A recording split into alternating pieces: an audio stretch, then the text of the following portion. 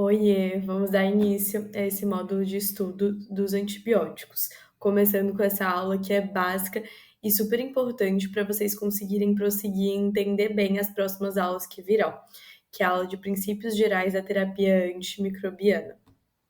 Ela é uma aula que tem vários conceitos que são cobrados em provas, então é importante vocês memorizarem e entenderem bem esses conceitos. Tentei fazer um resumo das informações mais importantes. Não vou abordar história da terapia antibiótica nessa aula e vou focar nesses conceitos chaves que vocês precisam saber. Começando pela definição do que é um antimicrobiano. Antimicrobiano é um termo que engloba todas as substâncias que vão suprimir o crescimento de outros micro-organismos. E aí, eles podem ser divididos, classificados em dois grupos: os antibióticos, que são de origem natural, sintetizados por outros micro-organismos, ou os quimioterápicos, que são de origem sintética. Próximo conceito importante para a gente entender a antibiótico-terapia é o de toxicidade seletiva. Toda a farmacologia da terapia antimicrobiana se baseia nesse conceito.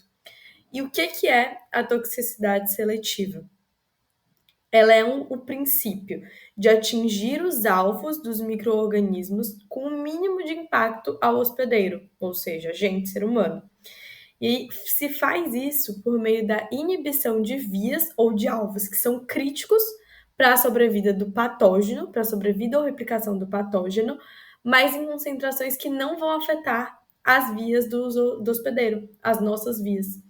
Porque a gente visa atingir ou estruturas que os patógenos têm e nós não temos, como a parede celular de peptidoglicanos, ou atingir alvos que são diferentes neles, em comparação a gente, como os ribossomos, que são diferentes, ou até mesmo usar drogas em uma quantidade que são nocivas para o patógeno, mas que para a gente aquela quantidade não é suficiente para exercer dano. É importante ter esse conceito bem esclarecido, porque toda farmacologia se baseia nisso.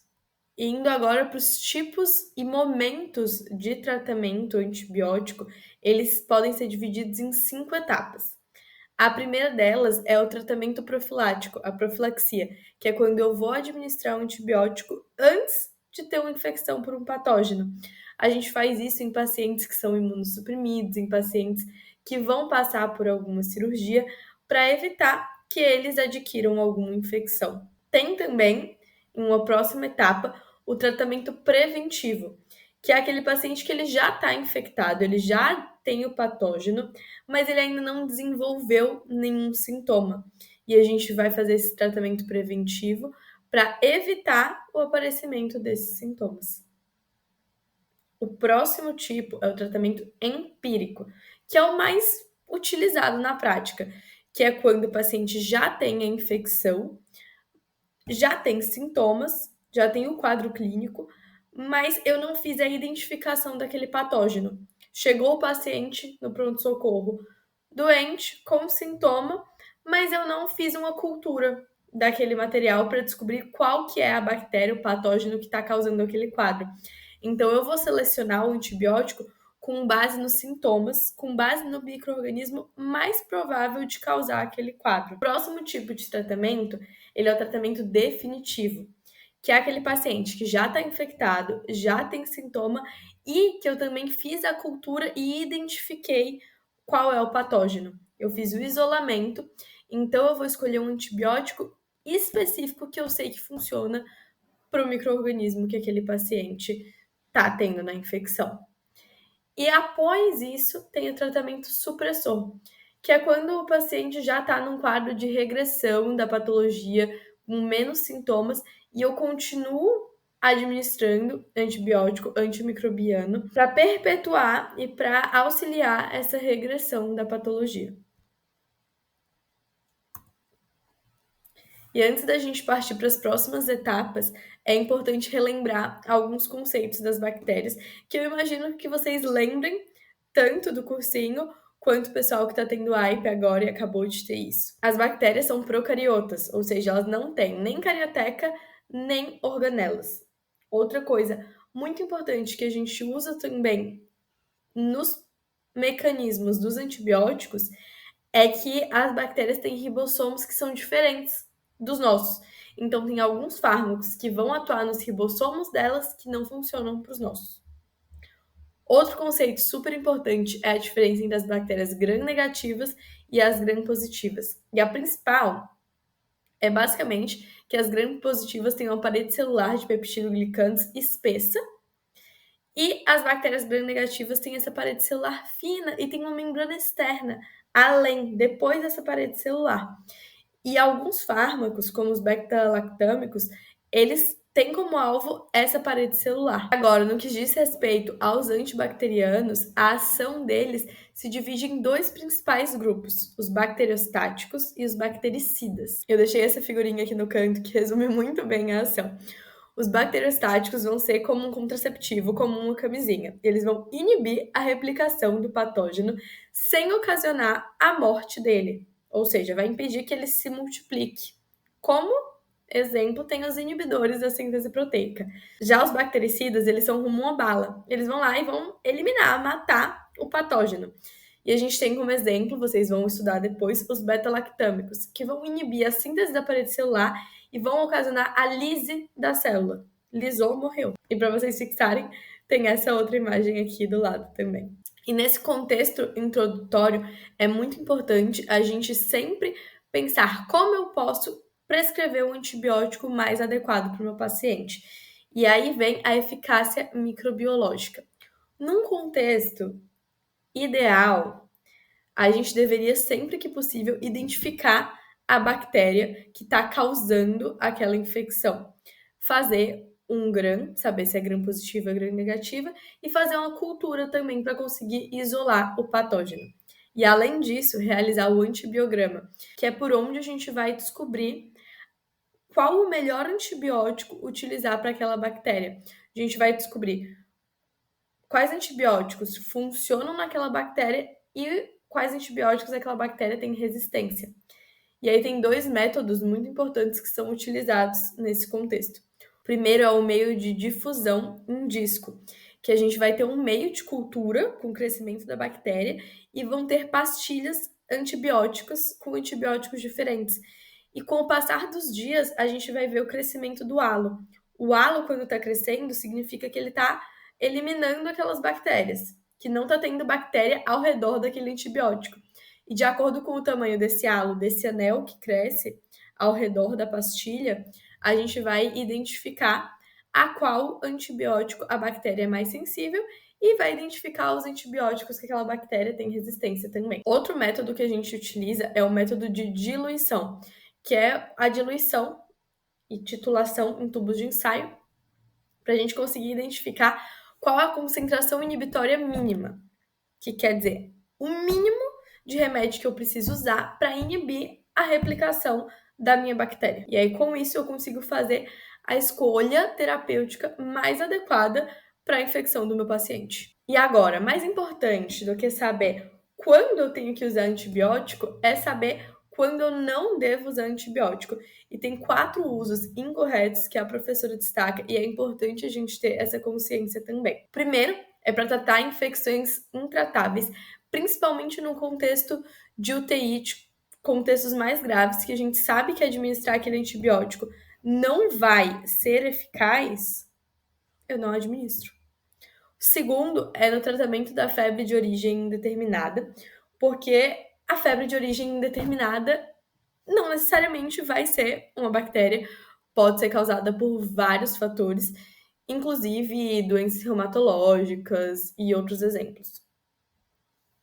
O terceiro é a posologia inadequada, quando eu administro antibióticos principalmente insuficientes, que eu não vou estar tendo o resultado necessário e vou estar induzindo uma resistência na minha população bacteriana. E o quarto uso incorreto é quando eu não tenho as informações bacteriológicas adequadas e eu fico atirando no escuro, usando medicamentos que não vão servir para a minha população bacteriana e que podem trazer mais mal do que bem. E nesse contexto do uso incorreto e do uso excessivo de antibióticos que a gente tem hoje em dia, que é um cenário cada vez mais frequente, você vai no postinho, você vai na UPA com qualquer coisa, sai de lá com receita para antibiótico. Ou então, os pacientes, para qualquer sintoma, um quadro viral, chegam te pedindo antibiótico.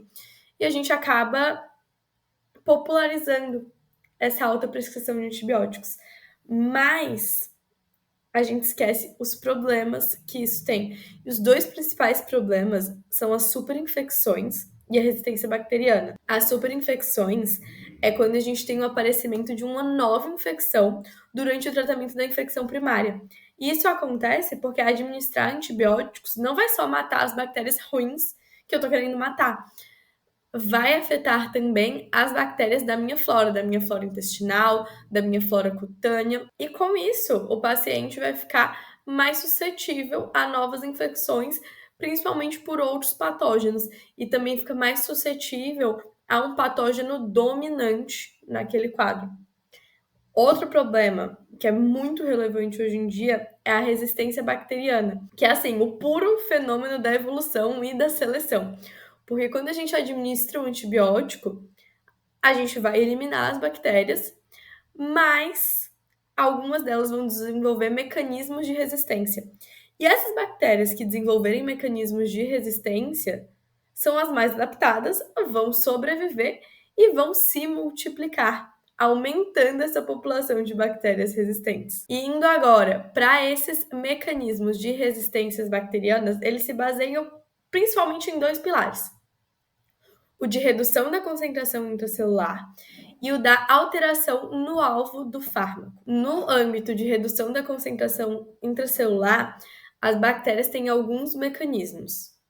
Um deles é a inativação enzimática. A bactéria vai produzir enzimas que conseguem inativar aquele fármaco, como a beta-lactamase, que atua nos beta-lactâmicos. Outro mecanismo é a redução na captação do fármaco.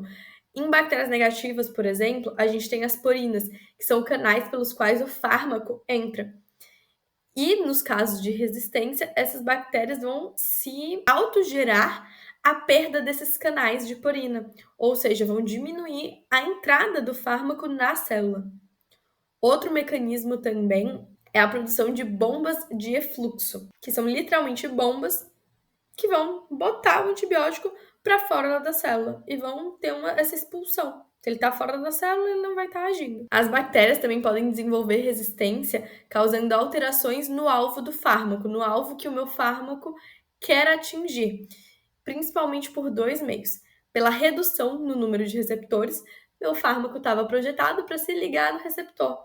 A bactéria vai lá e diminui o número desses receptores, ou seja, vai ter menos fármaco se ligando, menos fármaco atuando. E também por mutações no sítio de ligação.